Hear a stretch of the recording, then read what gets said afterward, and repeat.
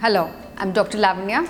I'm a senior consultant in reproductive medicine and I'm a robotic surgeon at Narayana Health Hospitals, Bommasandra, Bangalore. I'm on the live webinar on 20th March at 3 p.m. My topic would be fertility preservation. It's very devastating to know when somebody gets diagnosed to have cancer. More devastating when they get to know they cannot become a parent. Having cancer should not stop you from becoming a parent. You are already aware that every woman is born with a certain number of oocytes.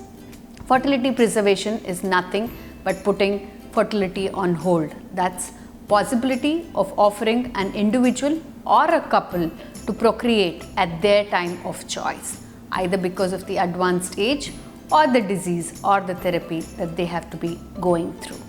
So on that day, we'll be talking about various modalities of fertility preservation. More light will be thrown on ovarian tissue cryopreservation, one of the new technologies which is upcoming. And then I would like to discuss more about these issues, and then we'll talk more about fertility preservation. I would like to thank DocMode for this wonderful education platform. See you on the 20th at 3 p.m. Thank you.